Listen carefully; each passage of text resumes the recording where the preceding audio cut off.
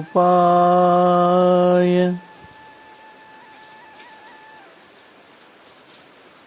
शिष्यसन्तापहारिणे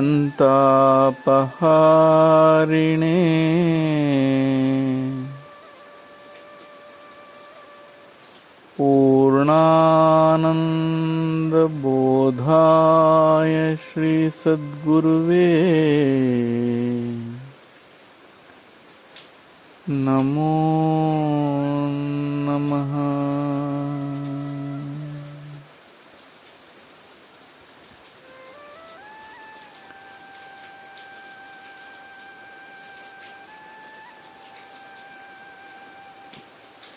ಆತ್ಮೀಯ ಶ್ರೋತೃ ಬಂಧುಗಳಿಗೆಲ್ಲ ಈಶಾವಾಸ್ಯ ಉಪನಿಷತ್ನ 9ನೇ ಶ್ಲೋಕದ ಶ್ರವಣಕ್ಕೆ ಸ್ವಾಗತ, ಸುಸ್ವಾಗತ.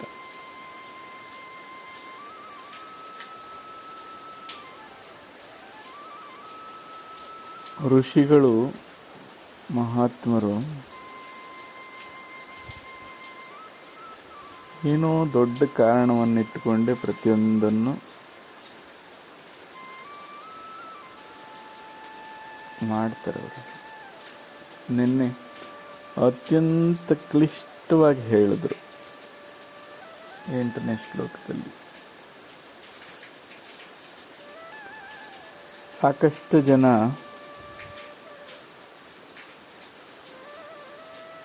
ಬೇರೆ ಜ್ಞಾನಿಗಳು ಕೂಡ ಇದೇ ಥರ ಮಾಡ್ತಾರೆ, ನೋಡಿದ್ದೀವಿ ಅದನ್ನು. ಕೆಲವು ಪ್ರಾಂತ್ಯಗಳಲ್ಲಿ ಯಾಲಪದ ಅಂತ, ಅಂದರೆ ಯಾಲ ಅಂದರೆ ಅದೊಂದು ತಂತಿವಾದ್ಯ, ಅದನ್ನಿಟ್ಕೊಂಡು ತತ್ವವನ್ನು ಹಾಡ್ತಾ ಹೋಗ್ತಾರೆ.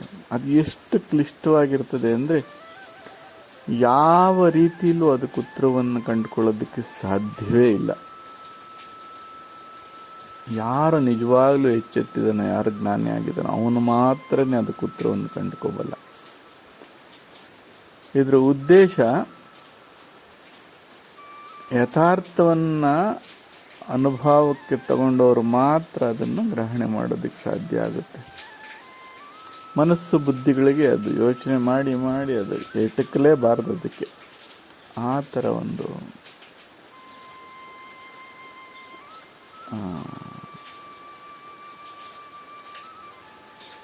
ಗುಪ್ತ ರೀತಿಯಲ್ಲಿ ಮತ್ತು ಸಂಕ್ಲಿಷ್ಟವಾದಂಥ ಒಂದು ರೀತಿಯಲ್ಲಿ ಅದನ್ನು ಪ್ರಸ್ತಾಪಿಸಿರ್ತಾರೆ. ಪಜಲ್ ಅಂತ ಕರಿತೀವಲ್ಲ.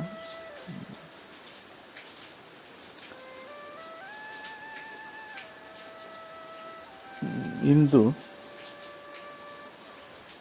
ಅದೇ ರೀತಿ ಒಂದು ಪಜಲ್ ಇದು. ಅರ್ಥ ನೋಡಿದ್ರೆ ಏನೇನೂ ಆಗೋದಿಲ್ಲ, ಆದರೆ ಗ್ರಹಣೆ ಆ ದೃಷ್ಟಿಯಿಂದ ನೋಡಿದಾಗ ಆಹಾ ಎಷ್ಟು ಅದ್ಭುತ, ಎಷ್ಟು ಸರಿಯಾಗಿ ಹೇಳಿದ್ದಾರೆ. ಅರ್ಥ ಜ್ಞಾನಿಗಳಿಗೆ ಬಹಳ ಚೆನ್ನಾಗಿದೆ. ಈಗ ಸರಿ ಹೋಯ್ತು, ಸರಿಯಾಗಿದೆ ಅಂತ. ಆ ತಿಳುವಳಿಕೆ ಇಲ್ಲದೆ ಹೋದರೆ, ಅಜ್ಞಾನಿಗಳಾದರೆ ಏನಪ್ಪ ಇದು, ನನಗೆ ಎಷ್ಟು ನಾನು ಸರ್ವ ರೀತಿಯಿಂದ ಗ್ರಹಣೆ ಮಾಡೋಕ್ಕೆ ಹೋದರೂ ಆಗಲಿಲ್ವೇ ಅಂತ ಪರಿತಪಿಸ್ಬೇಕು.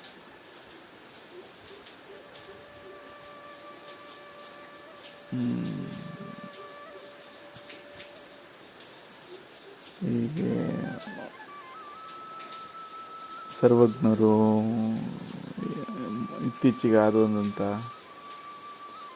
ತತ್ವಕಾರರು, ಇವರೆಲ್ಲರನ್ನು ಈ ಥರ ಕೆಲವು ಸೌಜ್ಞೆಯಿಂದ ಗುಪ್ತಾರ್ಥವನ್ನು ಒಳಗೊಂಡಿರೋಂಥ ತತ್ವರಚನೆಯನ್ನು ನಾವು ಕಾಣ್ತೀವಿ. ಆಗಲೂ ಅದೇ ಥರ ಇದೆ ಇದು. ಇಂದಿನ ಶ್ಲೋಕ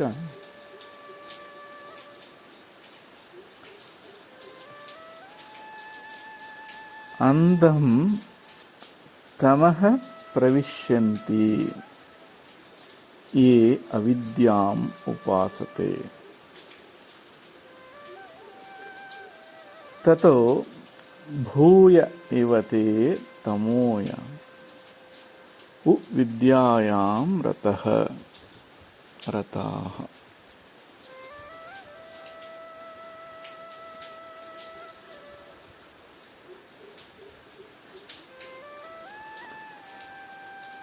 ಅಂಧಂ ಕಾಣಲಾರದವನು, ಕಾಣದವನು, ಅರಿಯದವನು,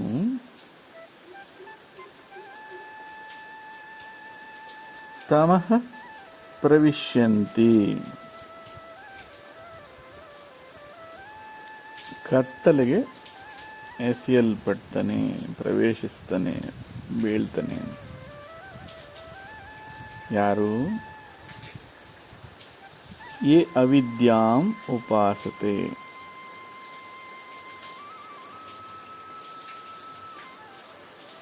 ಯಾರು ಅವಿದ್ಯೆಯನ್ನು ಉಪಾಸಿಸ್ತಾರೋ, ಅಜ್ಞಾನವನ್ನು ಉಪಾಸಿಸ್ತಾರೋ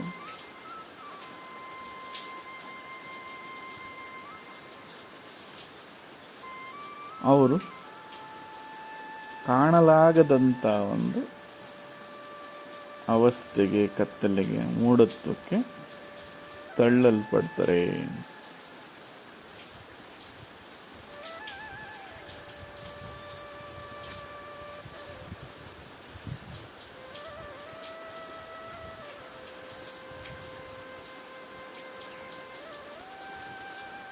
ಇದು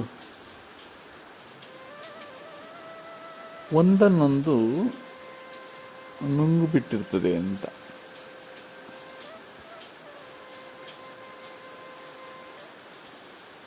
ಈ ಅವಿದ್ಯೆ ಏನನ್ನ ನಿಜವಾಗ್ಲೂ ಕಾಣಬೇಕಾಗುತ್ತೋ ಅದನ್ನು ಕಾಣದಂಗೆ ಮಾಡುತ್ತೆ.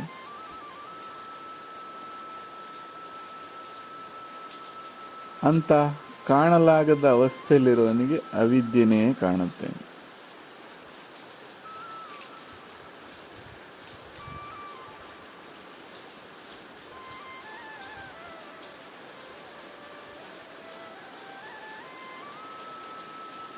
ಸೊ ಯಾವುದು ಇದೆಲ್ಲದಕ್ಕೂ ಸರ್ವಾಧಾರವಾಗಿದೆ, ಶಾಶ್ವತವಾಗಿದೆ ಅನ್ನೋದನ್ನೇನಾದರೂ ಅರಿದೇ ಹೋದರೆ ಅವನು ಅಲ್ಲೇ ಸ್ಥಿರವಾಗಿ ಉಳ್ಕೊಂಡ್ಬಿಡ್ತಾನೆ. ಇನ್ನು ಅದಕ್ಕಿಂತ ಮೀರಿದ ಸತ್ಯವನ್ನು ಅರಿಯೋದಕ್ಕೆ ಸಾಧ್ಯವಿಲ್ಲ ಅಂತ.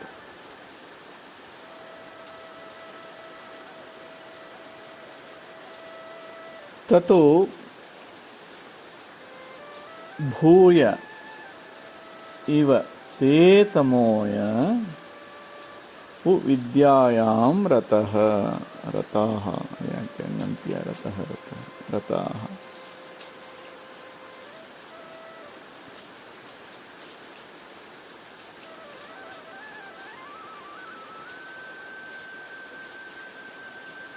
ಯಾರು ವಿದ್ಯೆಯನ್ನು ಮಾತ್ರವೇ, ಜ್ಞಾನವನ್ನು ಮಾತ್ರವೇ ಕಲಿತ ಮುಳುಗೋಗ್ತಾರೋ ಅವರು ಕೂಡ ಅದಕ್ಕಿಂತ ಗಾಢವಾದ ಕತ್ತಲೆಯಲ್ಲಿ ಎಸೆಯಲ್ಪಡ್ತಾರೆ, ಅಲ್ಲೇ ಉಳ್ಕೊಳ್ತಾರೆ ಶಾಶ್ವತವಾಗಿ ಅಂತ ಹೇಳ್ತಾರೆ. ಭಾಳ ಇದೇನಪ್ಪ, ವಿದ್ಯೆಯನ್ನು ಉಪಾಸಿಸಿದ್ರೆ, ಅಶಾಶ್ವತವಾದನ್ನು ಉಪಾಸಿಸಿದ್ರೆ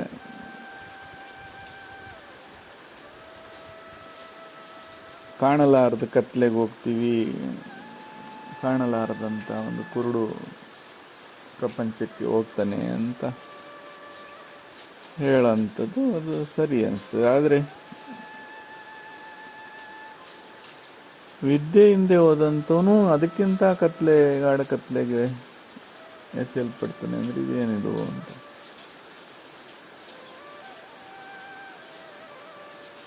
ಎರಡು ದೃಷ್ಟಿಕೋನದಿಂದ ನೋಡಬೇಕಿದೆ.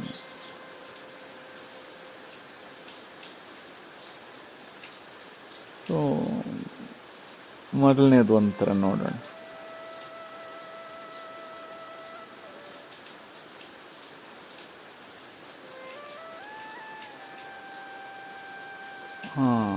ಮನುಷ್ಯರಿಗೆ ಮಾತ್ರವೇ ಮೋಕ್ಷಕ್ಕೆ ಅರ್ಹತೆ ಇದೆ ಅಂತ ಕೆಲವು ಕಡೆ ಪ್ರಸ್ತಾಪ ಆಗುತ್ತೆ. ದೇವತೆಗಳಿಗೆ ಕೂಡ ಅದು ಸಾಧ್ಯ ಇಲ್ಲ. ಏನು ಹಾಗಂದ್ರೆ,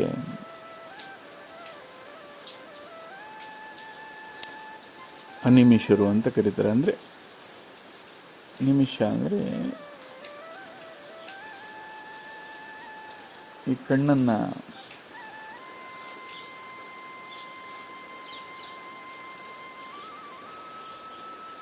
ಮಿಟುಕಿಸದೇ ಇರುವಂಥವ್ರು, ಒಂದೇ ಥರ ಸ್ಥಿರವಾಗಿರೋರು ಅಂತ. ಯಾರು? ಅನಿಮಿಷರು. ನಿಮಿಷರು ಅಂದರೆ ಕಣ್ಣನ್ನು ರೆಪ್ಪೆಯನ್ನು ಆಡಿಸ್ತಾ ಇರ್ತಾರೆ.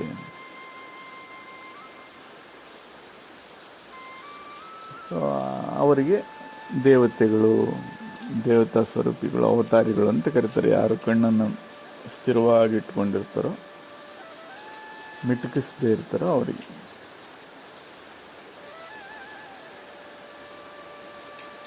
ಏನು ಹಾಗಂದ್ರೆ ಅಂದರೆ ದೇವತೆಗಳು ಒಂದೇ ಅವಸ್ಥೆಯಲ್ಲಿದ್ದರು ಅಂತ.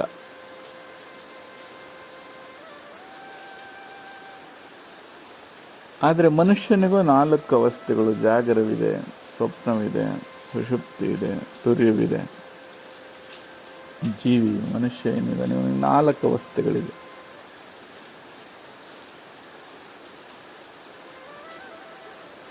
ಯಾರು ವಿವಿಧಾವಸ್ಥೆಯಲ್ಲಿದ್ದಾರೋ ಅವರಿಗೆ ಮಾತ್ರ ಆ ವ್ಯತ್ಯಾಸ ಗೊತ್ತಾಗೋದಕ್ಕೆ ಸಾಧ್ಯ ಇದೆ.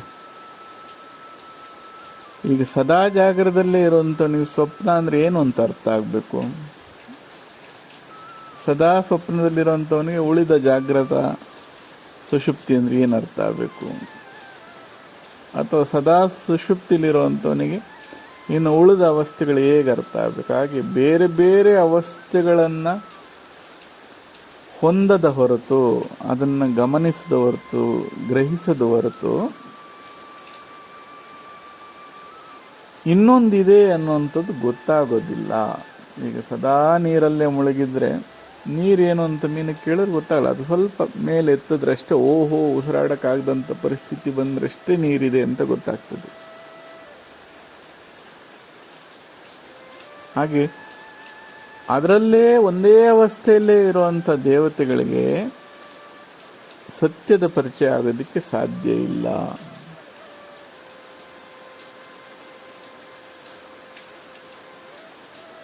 ಸೊ ಏನೇನು ಇಲ್ಲದಂಥ ತುರ್ಯಾವಸ್ಥೆ, ಶಾಶ್ವತವಾದಂಥ ಅವಸ್ಥೆ. ಇನ್ನು ಉಳಿದ ಅವಸ್ಥೆಗಳೇನಿದ್ದಾವೆ ಇದಕ್ಕಿನ್ನ ಭಿನ್ನವಾಗಿದೆ. ಅಲ್ಲಿ ಏನೇನು ಇಲ್ಲಪ್ಪ.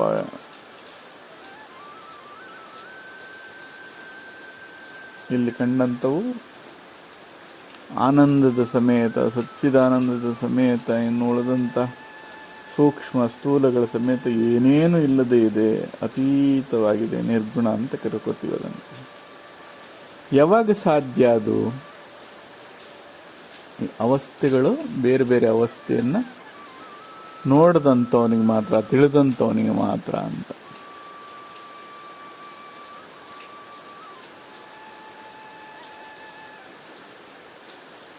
ಸೊ ಯಾರಿಗೆ ಆ ತಿಳುವಳಿಕೆ ಇಲ್ವೋ, ಗಮನಗ್ರಹಣೆಗಳಿಲ್ವೋ, ಅವನೇನು ಮಾಡ್ತಾನೆ,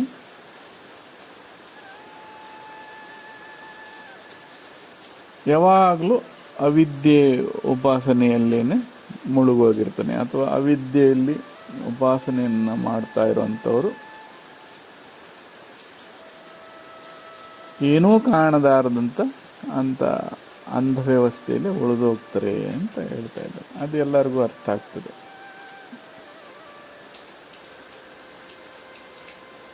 ಹಾಗೆ ಇಲ್ಲಿ ಪಂಡಿತರೇನಾದರೂ, ಪಾಂಡಿತ್ಯವನ್ನು ಪಡೆದಂಥವರು ಬರೀ ಇದೊಂದನ್ನೇ ಹಿಡ್ಕೊಂಡ್ರೆ, ಪಾಂಡಿತ್ಯವನ್ನೇ ಹಿಡ್ಕೊಂಡಿದ್ರೆ ಅವರು ಇನ್ನೂ ಗಾಢವಾದಂಥ ಕತ್ತಲೆಗೆ ಬೀಳ್ತಾರೆ ಅಂತ ಇದೊಂದರ್ಥ. ಅಂದರೆ ಇಲ್ಲಿ ಸಮನ್ವಯ ಬೇಕು ಅನ್ನೋದನ್ನು ಹೇಳ್ತಾ ಇದ್ದಾರೆ. ಮೊದಲೇ ಹೇಳಿದ್ರು ಏನಂತ, ಮಾಡೋದು ಮಾತ್ರನೇ ನಿನಗೆ ಮಾರ್ಗ ಅಂತ, ಕರ್ಮವನ್ನು ಮಾಡೋದಷ್ಟೇ ಮಾರ್ಗ ನಿನಗೆ ಅಂತ. ಅದರ ಅರ್ಥ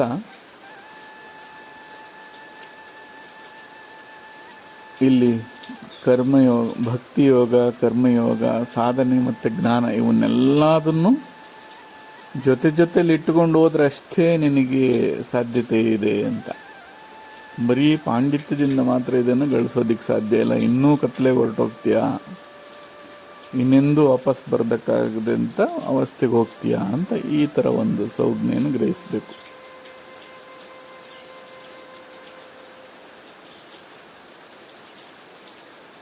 ಸೊ ಹಾಗಾಗಿ ಮುಂದಿನ ಶ್ಲೋಕಗಳಲ್ಲಿ ಗೊತ್ತಾಗುತ್ತೆ ನಮಗೆ ಸರಿ ಈ ಸಮನ್ವಯ ಮಾಡಿಕೊಂಡು ಹೋಗಬೇಕು ಅಂತ. ಅಂದರೆ ಅನುಭವಕ್ಕೂ ತಗೋಬೇಕು ಮತ್ತು ಅದು ಹೇಗಿದೆ ಅನ್ನೋಂಥ ಜ್ಞಾನವನ್ನು ಪಡಿಬೇಕು ಅಂತ. ಕ್ರಿಯೆ ಮತ್ತು ಜ್ಞಾನ ಈ ಎರಡನ್ನು, ಕರ್ಮ ಅನ್ನೋಂಥದ್ದು ಮತ್ತು ಜ್ಞಾನ ಅಂಥದ್ದನ್ನು ಎರಡನ್ನೂ ಒಟ್ಟಿಗೆ ತಗೊಳ್ಬೇಕು ಅಂತ. ಸೊ ನಾವು ಈ ನಾಲ್ಕನ್ನು ಬಿಟ್ಟು ಹೋಗಬಾರ್ದು ಅಂತ ಸದಾ ಅದನ್ನು ಎಚ್ಚರಿಸ್ತಾ ಇರ್ತೀವಿ. ಬರೀ ಒಂದು ರೀತಿಯಲ್ಲಿ ಪಡೆಯುವಂಥದ್ದಲ್ಲ ಅದು ಅಂತ. ಇದು ಮುಂದಿನ ಶ್ಲೋಕಗಳಲ್ಲಿ ನಮ್ಗೆ ಅರ್ಥ ಆಗುತ್ತೆ, ಇದೇ ಅರ್ಥದಲ್ಲಿ ಹೇಳಿದ್ದಾರೆ ಅಂತ. ಆದರೆ ಇನ್ನೊಂದು ಅರ್ಥದಲ್ಲಿ ನೋಡಿದಾಗ, ಯಾರು ವಿದ್ಯೆಯನ್ನು, ಶಾಶ್ವತವನ್ನು, ಜ್ಞಾನವನ್ನು ಮಾತ್ರ ಅರಸಿದಾರೋ ಅವರು ಇನ್ನೂ ಕತ್ತಲೆ, ಇನ್ನು ಮರಳಲಾರದಂಥ ಕತ್ತಲೆಗೆ ದೂಡಲ್ಪಡ್ತಾರೆ. ಅಂದರೆ ಶಾಶ್ವತತೆಯನ್ನು ಪಡಿತಾರೆ ಅಂತ. ಗಾಢ ಕತ್ತಲೆ ಅಂದರೆ ಚಿರಶಾಂತಿ, ಮರಳಿ ಬರಲಾರದಂಥ ಒಂದು ಅವಸ್ಥೆಗೆ ಹೋಗ್ತಾರೆ. ಇಲ್ಲಿ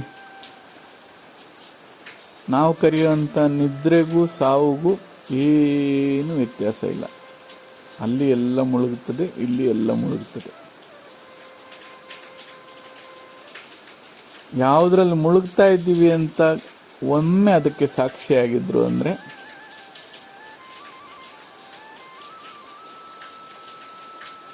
ಲಿಂಗೈಕ್ಯ ಇದೇನೆಲ್ಲ ಕರಿತೀವೋ ಅದು ಶಾಶ್ವತ ನಿದ್ರೆ ಅಂತ. ಇನ್ನು ಎದ್ದು ಬರದಂಥ ನಿದ್ರೆ.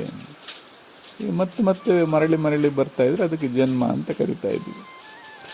ಹಾಗೆ ಮರಳಿ ಬರದಂಥ ಅವಸ್ಥೆಗೆ, ಅಂಥ ಸ್ಥಳಕ್ಕೆ, ಅಂಥ ಜಾಗಕ್ಕೆ ದೂರಲ್ಪಡ್ತಾನೆ, ತಳ್ಳಲ್ಪಡ್ತಾನೆ, ಎಸೆಯಲ್ಪಡ್ತಾನೆ ಅಂತ. ಇನ್ನು ಮತ್ತೆ ಜನ್ಮ ಇಲ್ಲ ಅನ್ನೋಂಥ ಅರ್ಥದಿಂದ ಗ್ರಹಿಸಬೇಕಿದನ್ನು.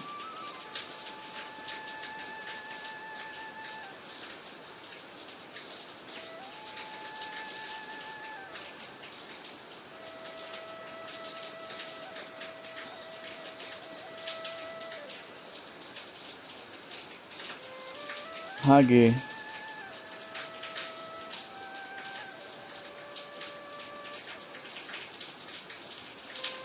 ಅರಿತು ಜಾರಿದರೆ ಅದೇ ಸಮಾಧಿ. ಅರಿವೆ ಇಲ್ಲದೆ ಜಾರಿದ್ರೆ ನಿದ್ದೆ ಅಂತ. ಇಲ್ಲಿ ಕಾಣುವಂಥವನಾಗಬೇಕು ಅಂತ, ಕಾಣದವನಾಗಬಾರದು. ಅಂಥ ಕುರುಡನಾಗಬಾರ್ದು. ಇವನು ನಿಜವಾಗ್ಲೂ ಆ ಗಮನ ಗ್ರಹಣೆ ಇರೋವಂಥವನಾಗಬೇಕು. ಕವಿಹಿ ಅಂತ ಹೇಳಿದ್ವಿ, ಭಾಳ ದೂರದವರೆಗೂ ಅನಂತ ದೃಷ್ಟಿಯನ್ನು ಉಳ್ಳಂಥವನು, ಅಂತಹ ಗಮನ ಉಳ್ಳವನಾಗಬೇಕು ಅನ್ನುವಂಥ ಸಂಜ್ಞೆಯನ್ನು ಕೊಡ್ತಾ ಇದ್ದಾರೆ. ಮತ್ತು ವಿದ್ಯೆ ಅವಿದ್ಯೆಗಳ ಎರಡೂ ಪರಿಚಯ ಇದ್ದವನು ಮಾತ್ರನೇ ಅದರಿಂದ ತಪ್ಪಿಸ್ಕೊಳ್ತಾನೆ ಅನ್ನೋಂಥ ಸೂಕ್ಷ್ಮ ಅರ್ಥವನ್ನು ಹೇಳ್ತಾ ಇದ್ದಾರೆ ಇಲ್ಲಿ. ಕೇವಲ ಅವಿದ್ಯೆಯನ್ನು ಆರಾಧಿಸಿದ್ರೆ ಅಜ್ಞಾನದಲ್ಲೇ ಮುಳುಗೋಗ್ತಾನೆ. ಬರೀ ವಿದ್ಯೆ ಅಂತ ತಿಳ್ಕೊಂಡು ಅದರಲ್ಲೇ ಮುಳುಗಿದ್ರೆ ಪಾಂಡಿತ್ಯ ಅಂತ ಅದರ ನೋಡಿಕೊಂಡು ಅಥವಾ ಒಂದನ್ನೇ ಹಿಡ್ಕೊಂಡಿದ್ರೆ ಇನ್ನೊಂದು ಇದೆ ಅನ್ನುವಂಥದ್ರ ಗ್ರಹಣೆ ಇನ್ಯಾವತ್ತು ಇವನಿಗೆ ಬರೋದಕ್ಕೆ ಸಾಧ್ಯವೇ ಇಲ್ಲ. ಹಿಂಗೆ ಎರಡರ ಅವಸ್ಥೆಯಲ್ಲಿ ಯಾವಾಗ ವ್ಯತ್ಯಾಸ ಗೊತ್ತಾಗ್ತದೋ ಆಗ ಶಾಶ್ವತವಾಗಿರೋದು ಸ್ಥಿರವಾಗಿರುವಂಥದ್ದು ಇನ್ನೂ ಸ್ಪಷ್ಟವಾಗ್ತದೆ.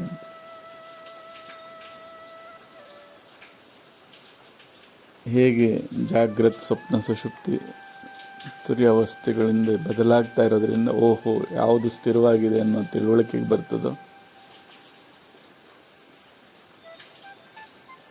ಹಾಗೆ ವಿವಿಧ ಅವಸ್ಥೆಗಳನ್ನು ವ್ಯತ್ಯಾಸಗಳನ್ನು ತಿಳಿದವನು ಮಾತ್ರನೇ ನಿಜವಾಗ್ಲೂ ಮುಕ್ತನಾಗ್ತಾನೆ, ಎಚ್ಚರವಾಗ್ತಾನೆ ಅನ್ನುವಂಥ ಸಂಜ್ಞೆ ಇದೆ ಇಲ್ಲಿ. ಇಷ್ಟೆಲ್ಲ ಆದಮೇಲೆ ನಮಗೆ ಬರುವಂಥ ಒಂದು ಪ್ರಶ್ನೆ ಏನಪ್ಪ ಅಂದರೆ ಹೇಗೆ ಅಂತ. ಇದೆಲ್ಲ ಸರಿ, ಇವ್ರು ಹೇಳ್ತಾ ಇರೋದೆಲ್ಲ ಸರಿ, ನಮಗೂ ಒಂದು ಅಷ್ಟು ತಿಳುವಳಿಕೆ ಬರ್ತಾಯಿದೆ, ಆದರೆ ಹೇಗೆ ಅಂತ. ಆದ್ದರಿಂದ ಕರ್ಮ ಅಂತ ಏನು ಹೇಳಿದ್ವಿ, ಅಲ್ಲಿ ಕರ್ಮ ಅಂದರೆ ಮಾಡೋದು ಮಾತ್ರನೇ ಅಂತ ಹೇಳಿದ್ರಲ್ಲ. ಭಕ್ತಿ, ಕರ್ಮ, ಸಾಧನೆ ಮತ್ತು ಜ್ಞಾನ, ಈ ನಾಲ್ಕನ್ನು ಸಮನ್ವಯ ಮಾಡಿಕೊಂಡು ಹೋಗುವಂಥ ಒಂದು ಮಾರ್ಗದಲ್ಲಿ ತೊಡಗಿಸ್ಕೋಬೇಕು ಅಂತ. ಇದೆಲ್ಲ ಸರಿ. ಹೇಗೆ ಅಂದಾಗ ಹಾಗಾಗಿ ಅದನ್ನು ಊಟ ಮಾಡಿಸುವಂಥ ಭುಂಜಿಸುವಂಥ ಕೆಲಸ ಅಥವಾ ಮಾರ್ಗವನ್ನು ಕ್ರಮಿಸೋದು ಇದಕ್ಕಿಂತ ಉತ್ತಮ ಅನಿಸುತ್ತೆ. ಆಯ್ತಪ್ಪ ಆಯಿತು, ಆದರೆ ಹೇಗೆ ಅಂತ ಕೇಳಿದಾಗ ತಿಳಿದಂಥವ್ರ ಆಶ್ರಯದಲ್ಲಿ ಅವಕಾಶ ಸಿಕ್ಕಿದೆ, ಅದನ್ನು ತಿಳ್ಕೊಂಬಿಡ್ಬೇಕು. ಮತ್ತೆ ಸಾಧ್ಯನೋ ಇಲ್ಲ ಗೊತ್ತಿಲ್ಲ. ಹಾಗಾಗಿ ನಮಗೆ ಸಾಕಷ್ಟು ಕಲಿಸ್ತಾ ಹೋಗ್ತೀವಿ. ಇಷ್ಟು ಹೇಳೋದಕ್ಕೆ ಇಷ್ಟು ಕಷ್ಟಪಡಬೇಕಾ ಅಂತ ನಮ್ಮ ಸತ್ಸಂಗಿಗಳೆಲ್ಲ ಕೇಳ್ತಾ ಇದ್ರು. ಗುರುಜಿ ಇಡೀ ಪೂರ್ತಿ ಉಪನಿಷತ್ತನ್ನು ಒಂದೇ ಸತ್ಸಂಗದಲ್ಲಿ ಅಥವಾ ಹಲವಾರು ಉಪನಿಷತ್ತುಗಳ ಸಾರವನ್ನು ಒಂದೇ ಸತ್ಸಂಗದಲ್ಲಿ ಪ್ರಾರಂಭದಿಂದ ಅಂತ್ಯದವರೆಗೂ ಎಷ್ಟು ಚೆನ್ನಾಗಿ ಬಿಡಿಸಿ ಹೇಳ್ತಾ ಇದ್ರಿ ಅಂತಲೇ ಹೇಳ್ತಾ ಇದ್ರು. ಇದೊಂದು ಕುತೂಹಲ ಇರ್ತದೆ, ಅಲ್ಲಿ ಇನ್ನೇನು ಹೇಳಿದರು ಅನ್ನೋಂಥ. ಎಲ್ಲ ಕಡೆಯೂ ಅದನ್ನೇ ಹೇಳಿರಬೇಕು. ಮತ್ತು ಇದರ ವ್ಯಾಪ್ತಿ ನೋಡ್ತಾ ಇದ್ದೀವಿ, ಸ್ವಲ್ಪನೇ ಆ ಸೀಮಿತ ವ್ಯಾಪ್ತಿಯಲ್ಲಷ್ಟೇ ಹೇಳೋದಕ್ಕಾಗ್ತಾ ಇದೆ ಇಲ್ಲಿ. ಈಗ ಅದನ್ನು ಬಿಟ್ಟು ಹೊರಗಡೆ ಹೋಗೋಕ್ಕಾಗ್ತಾ ಇಲ್ಲ, ಅಥವಾ ಇನ್ನೂ ವಿಸ್ತಾರವಾಗಿ ನೋಡೋದಕ್ಕೆ ನಮ್ಮನ್ನು ಅಲ್ಲಿ ಕೂರಿಸ್ತದೆ, ಅದು ಅಷ್ಟಕ್ಕೆ ಬಂಧಿಸ್ತದೆ. ಎಲ್ಲ ಕಡೆನೂ ಎಲ್ಲ ದಾರ್ಶನಿಕರು ಆ ಸತ್ಯವನ್ನೇ ಹೇಳಿದ್ದಾರೆ ಅನ್ನೋಂಥ ವಿಶ್ವಾಸ ಸ್ವಲ್ಪ ಸಾಧನೆಯಲ್ಲಿ ತೊಡಗಿರೋಂಥ ಮುಮುಕ್ಷುಗಳಿಗೆ, ಜಿಜ್ಞಾಸುಗಳಿಗೆ ಉಂಟಾಗಲಿ ಅನ್ನೋ ಕಾರಣದಿಂದ ಇದನ್ನು ಶುರು ಮಾಡಿದ್ವಿ. ನಿನ್ನೆ ಅಂತೂ ಒಂದು ತಾಯಿಯ ದುಃಖನೇ ವ್ಯಕ್ತಪಡಿಸ್ತಾ ಹೇಳಿತ್ತು, ನಮಗಿದು ಭಾಳ ಕಠಿಣ ಅನಿಸ್ತಾ ಇದೆ ಗುರುಜಿ, ನಿಮ್ಮ ಮೃದುವಾದ ಭಾಷೆಯಲ್ಲಿ ನಮ್ಮ ಸತ್ಸಂಗಗಳೇ ನಮ್ಮ ಹೃದಯ ಆಳಕ್ಕೆ ಹೋಗ್ತಿದ್ವು, ಅದೇ ಅವಸ್ಥೆಯಲ್ಲೇ ನೆಲೆಸ್ಬಿಡ್ತಿದ್ವಿ. ಮತ್ತು ಬೆಳಗಿನ ಆ ಕ್ರಿಯೆ ಏನಿದೆ ಧ್ಯಾನ, ತಾವು ಮಾಡುವಂಥ ಆ ಒಂದು ಶಿಬಿರಗಳು ನಮ್ಮನ್ನು ಅದರ ಜೊತೆಲಿರೋದಕ್ಕೆ, ಅನುಭವಕ್ಕೆ ತಗೊಂಡೋಗೋದಕ್ಕೆ ಸಹಾಯ ಮಾಡ್ತಿದ್ವು.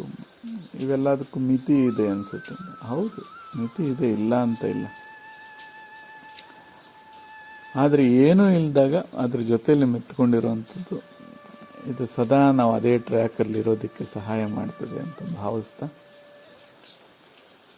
ಈಗ ಹೇಗೆ ಅನ್ನೋದನ್ನು ಅಂಥ ಅನುಭಾವಿ ಗುರುಗಳ ಜೊತೆಯಲ್ಲಿ ಅದನ್ನು ಕಲ್ತ್ಕೊಂಡು ತಾವೂ ಸೌದು, ತಾವೂ ಅಭಿನ್ನರು, ಇನ್ನೇನು ಬೇರೆ ಅಲ್ಲ ಅನ್ನೋಂಥ ಅರ್ಥಕೊಳ್ಳೋದಿದೆಯಲ್ಲ. ಸೊ ಒಂದು ಅಂಧಕಾರದಿಂದ ಆಚೆಗೆ ಬರುವಂಥ ಒಂದು ಸಮನ್ವಯ ಮಾರ್ಗಕ್ಕೆ ಆದ್ಯತೆ ಕೊಟ್ಕೊಂಡು ಹೋಗೋಣ ಅಂತ ಹೇಳ್ತಾ ಇವತ್ತಿನ ಈ ಒಂದು ಶ್ರವಣವನ್ನು ಇಲ್ಲಿ ಸಮಾಪ್ತಿ ಮಾಡ್ಕೊಳ್ಳೋಣ ಶಾಂತಿ ಮಂತ್ರದೊಂದಿಗೆ. ನಮಸ್ತೆ, ಮತ್ತೆ ಸಿಗೋಣಪ್ಪ ಸದ್ಗುರು.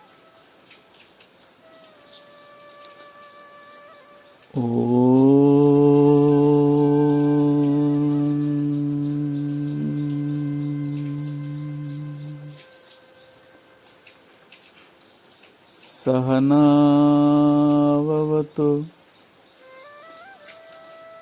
सहनौ भुनक्तु सह वीर्यं करवावहै तेजस्नवधीतमस्तु मा विद्विषावहै.